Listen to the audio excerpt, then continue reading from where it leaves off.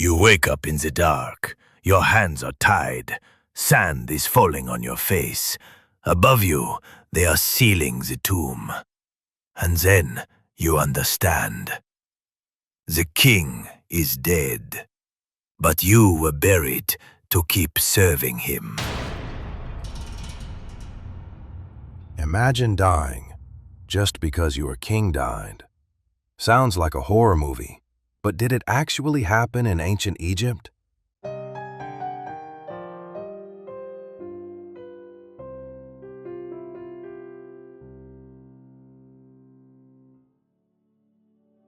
Have you ever heard the story that ancient Egyptian kings were buried with their servants? Or maybe you've heard they were buried with hundreds of slaves. You know, the image is everywhere. A pharaoh dies, and then a group of people, sometimes called slaves, are supposedly buried with him so they can continue serving him in the afterlife. But when we look closer at the archaeological evidence, the story becomes much more complicated. So today, I want to talk about what we actually know, what archaeologists have discovered, and what parts of this story are probably myths or exaggerations. Okay, first we need to understand where this practice fits in Egyptian history. When we talk about ancient Egypt, we are not talking about one single period. Egyptian civilization lasted for thousands of years and changed a lot over time. There were different eras.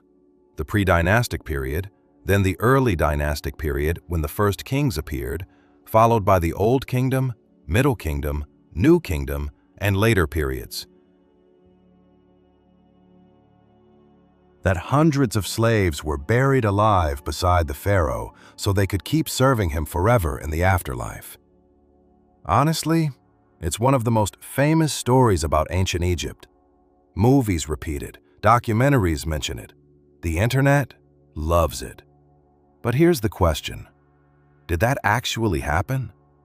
Or has history become a little more dramatic than the evidence really says?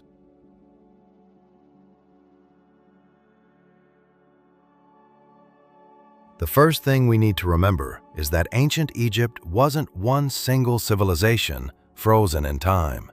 It lasted for more than 3,000 years. That's longer than the entire history separating us from ancient Rome. So when someone says, the Egyptians did this, the first question should always be, which Egyptians? Because beliefs changed. Religious ideas changed. Royal traditions changed. Even the way kings were buried changed over time.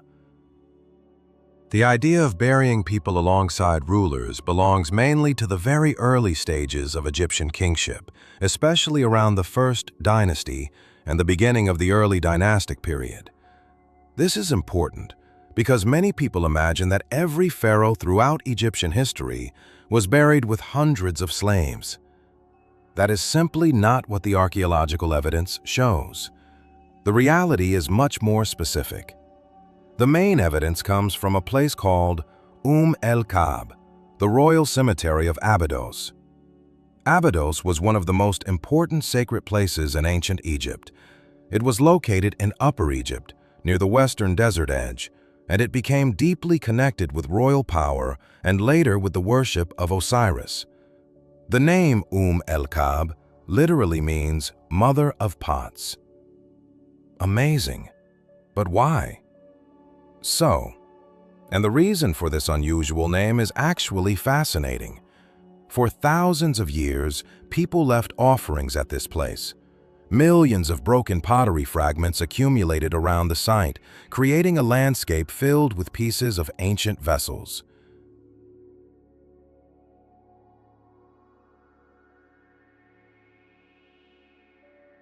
But this was not just any cemetery. It was the burial place of some of Egypt's earliest kings.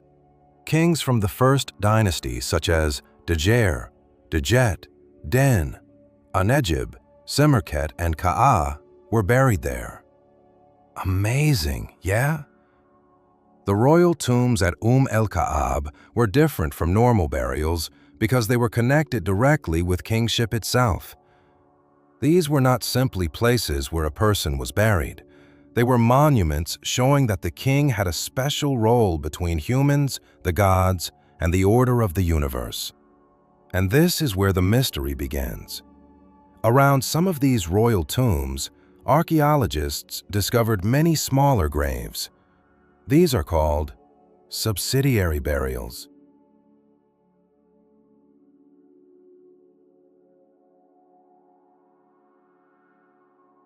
Instead of one large tomb alone, there were rows and groups of smaller burial chambers surrounding the royal burial. So, what were these people? Were they slaves? This is where we need to be careful. Yeah? The word slave is often used in popular stories because it creates a dramatic image. But archaeologists do not actually know that all these individuals were slaves. The evidence suggests they may have included members of the royal household, servants, officials, attendants, or other people connected to the king's court. Right? Their exact social status is still debated. What archaeologists noticed is that these burials appear to be connected with the royal funerals themselves. The arrangement of the graves, their location, and the archaeological context suggest that these people were not buried randomly. They were placed there as part of the royal burial system. Some researchers believe that at least in some cases, these were examples of what is called retainer sacrifice. The idea that attendants were sacrificed so they could continue serving the king in the afterlife. My God. But this is not a simple story.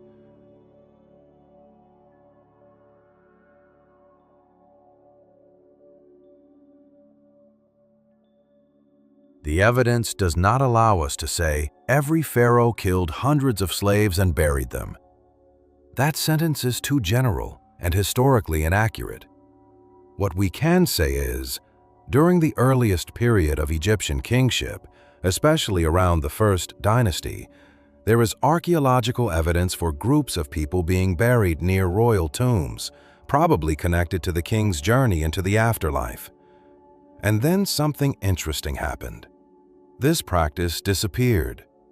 Instead of using real people, Egyptians developed a symbolic solution. And this is where the story of the Ushabti begins.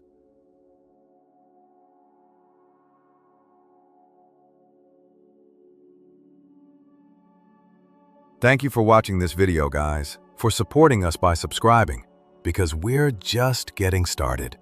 But we're going to give you a complete and valuable education in art history.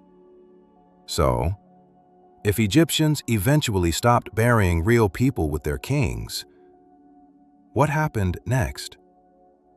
Well, instead of sending actual human attendants into the afterlife, they came up with a completely different idea.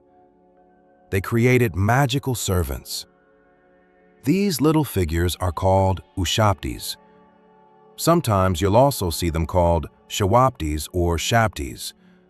Those aren't different objects. They're simply different names that developed over different periods of Egyptian history and through different translations.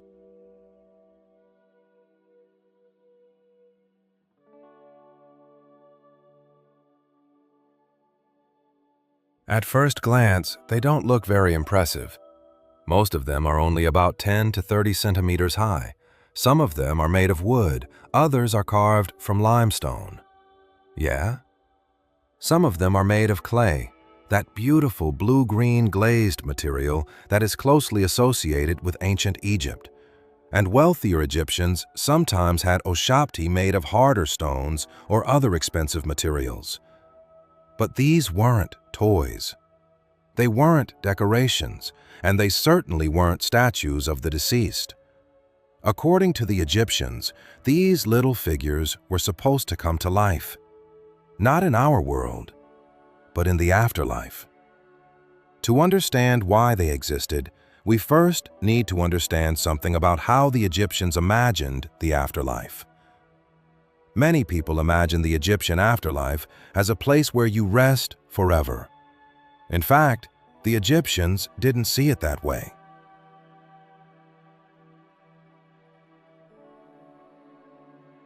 To them, the afterlife was surprisingly similar to life on Earth. There were fields, there were canals, there was farming, there were responsibilities, and yes, there could even be work. The Egyptians believed that the gods might call the dead to do farming or other tasks in the fields of reeds, a perfect version of Egypt after death. But no one wanted to spend eternity digging irrigation canals. No one wanted to carry baskets of dirt forever. So they came up with a magical solution. If the gods called your name, your Ushabti would answer instead. This idea comes from spell 6 of what we now call the Book of the Dead. It's so exciting, isn't it, kids? Remember in the last episode we talked about Spell 30B? That charm kept our hearts from betraying us in the court of the dead and turning into skates. And now a new charm, Spell 6. This spell tells the Ushabti to respond whenever its owner is summoned for work. In other words, this statue has been replaced. Instead of the dead person saying, "I am here," the Ushabti says, "I am here. I will do the work." That's why many Ushabti have small farming tools in their hands. Look carefully at museum collections, and you'll often see small shovels, small picks, or baskets hanging from their shoulders. These are not random decorations. They carry equipment that they will need in the afterlife. Over time, these statues became more and more common. Especially during the New Kingdom, wealthy individuals were often buried with entire groups of Ushabtis, not just one, sometimes dozens, sometimes hundreds. In some royal burials, there were over 700. Why so many? Because some tomb owners wanted a magical worker for each day of the Egyptian year. 365 regular workers, plus the whipping Ushabtis who were tasked with overseeing the others. It's almost like creating a full workforce for eternity.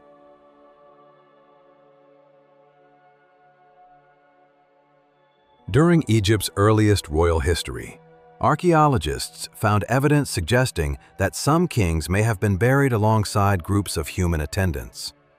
Centuries later, that idea seems to have been replaced by something symbolic. Instead of real people, a magical figurine could perform exactly the same role. Whether this change reflected ethical ideas, religious development, or practical reasons, scholars still debate. But one thing is clear. By the New Kingdom, the Ushabti had become one of the most recognizable objects placed inside an Egyptian tomb. A tiny servant, expected to work forever so its owner wouldn't have to. We learned another new wonder from ancient Egypt. You can watch the previous episodes in the Ancient Egypt Police List on our channel, Art.Timeline, and enjoy. Art history is not just entertainment. It gives us unique lessons in life, especially about myths. Thank you for being with us so far, friends, and your subscription and likes make us happy.